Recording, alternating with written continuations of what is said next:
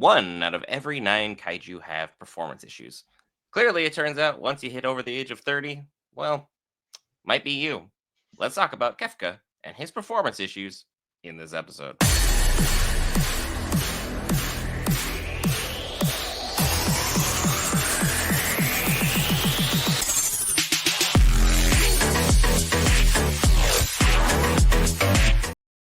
All right, guys, Brent here back with Geek Variants. Cover all things Marvel, DC, Lord of the Rings, anime, gaming, Magic the Gathering, and more. This time, Kaiju number 8, and all shenanigans aside, solid episode, but we definitely did see our main character kind of go through some performance struggle. So let's hear from the man, the myth, the Marvel, his thoughts pertaining to this episode. This episode was solid. We got Kaiju coming in. This is what we're waiting for. We want to see some more scrapping and see what these monsters are gonna do. Uh, I'm just happy that we get to see more of the captain of First Division and Shinomiya kind of going at it, going toe for toe, like getting stuff done. Like this was really fun for them to start taking out more of these kaiju. I think the captain was Narumi. I'm going to butcher his name, but Narumi, so that he is a character through and through. He is hilarious. I love how he switches up so easily to where he can. I need to borrow money to. Hey, we got stuff to do. Let's get stuff done. It's like, okay, I'm with it. And again, Shinomiya is like coming in as a first year on the squad or whatever, and she is shining through. Like I am having a blast with her. But our boy Kafka can't. Yeah, he can't seem to get it up. He can't get his transformation up and running to fight these kaiju. Like he is having to be saved again. So these are shades of the first couple episodes. When he was training, he was having to be rescued, and he's got more durability now. That's for sure. He's able to take the hits a little bit, a little bit more, and kind of keep his wits about him. But I don't know what his deal is. Like, why can't he transform? He's so focused on, I guess, not messing up. Like, I think the Shinomiya's father like really got in his head about what he needs to do and is messing him up. Like he can't get it together, and this is going to cause problems because somebody else, your boy showed up to talk about it, and I'm trying to figure out how many of them are there. I mean, we have at least a minimum of 9 confirmed, and like with everything going on, I don't think the captain really meant it as a kind of like a psychological attack, but kind of just a firm reminder of there's probably bigger things on the horizon. Like if you don't get it together, we're not going to ultimately be able to stop what is transpiring. And even with the first division being as legendary it is and led by such an interesting character as Narumi, who has shown that he has the same shopping habits as all of us. He has the same degenerate habits of, picking up figures and, spending money like crazy and trying to game and level up and all these shenanigans. He immediately will flip right back into a real character once he's in front of his platoon. Is like, I was in some serious negotiations. Meanwhile, dude was begging his squad members for money, but at the same time, he's going to have to be able to hold things down because between him and Kikoru, we have some very, very strong characters. And the first division is legendary for a reason. But at the same time, the threat that they seem to be facing seems to be on a scale that most people aren't familiar with, because number 9 literally is in 2 different places right now and is not only fighting Kikoru and Kafka, but is literally going out and fighting Narumi at the same time while still rehabilitating and reviving this army of ant kaiju monsters that we have going on here. So it's like, this is a threat we haven't been familiar with. And part of me is starting to think that 9 has figured out a way to block said transformation, because Kafka had no issues transforming before we had even like the slightest emergence of 9. But the minute like you started feeling the pressure that, it was coming, boom, every transformation just almost there, almost complete. The face starts to emerge. Nothing. What are your thoughts pertaining to that? Now, I wouldn't doubt that number 9 has found a way to block some kind of, I don't know, some kind of biological EMP type thing that is shutting down the transformation as it's happening to keep him weak. Because again, Kaiju number 8 was able to go up against Kaiju number 9 a little bit. So what are you going to do?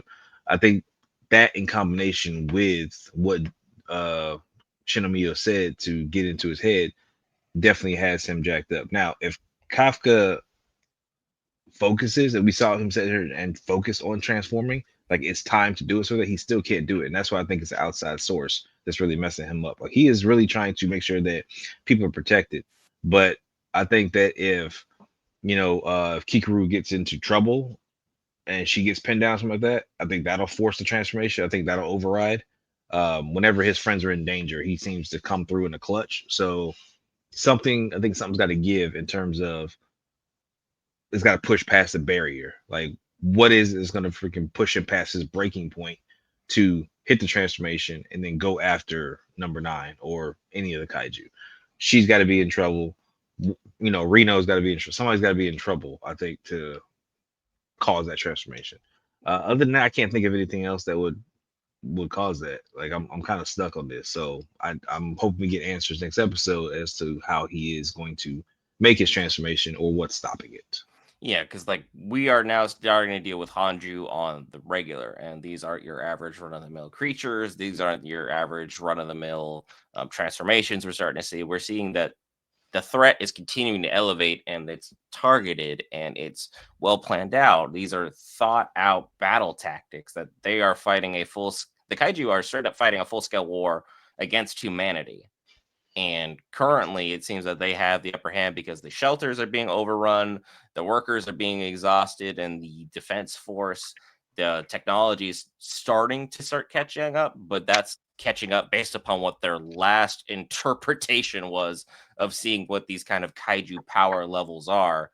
So now having these brand new threat and 9 emerge, things are going to kick off, and they're going to kick off in an absolutely crazy way because Kafka is like, I'm focused. I'm going to do everything I can to be by her side. I want to be everything I can be for the squad. I don't want to disappoint the captain, and I want to be there for my friends. And it's like maybe he did just put like a mental block on himself because he wants to do so many things. But at the same time, I have to imagine outside interference because like this was the put up or shut up moment, and he had 4 tries legitimately, no interruptions on trying to get this thing done. And like you said, he just has performance issues or a mental block or outside interference, and he just can't get it done right now. So I'm very interested to see what they've got coming up for the next episode because we're in episode 2 and we're already got 2 big kaiju on the battlefield. Things are going to be exciting for this season. Yeah, I want to see what's going to happen with the weapons. We know the weapons, the kaiju weapons, they hurt your, I guess, your life force. They definitely do some kind of injury. So the more they're used, then that's what we're going to deal with. Now, are we going to see any more kaiju weapons kind of come into play? Because I can't remember which Narumi is using something from one of them. I don't remember which one, so I got to look that up. But the people who have all the kaiju have come before, like their powers, their abilities have come into play for some of the the top tier characters. So I want to see what else we're going to see going forward, and who is going to be affected by the more or less the life drain. I think that's going to be with the general, the father.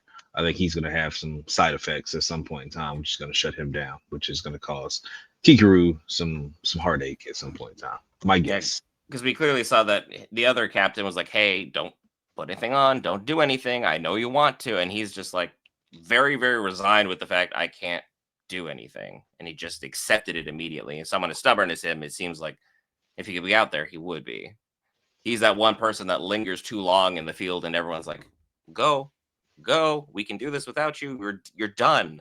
But he just keeps coming back for whatever reason. But right now, he seems very much resigned to what's going on. So whatever life force or life draining effect that those things had on him, it seems to have woken him up to the situation. And maybe he's just smarter than everybody else and realizes that, hey, my daughter's got this, Kafka's got this, Narumi's got this.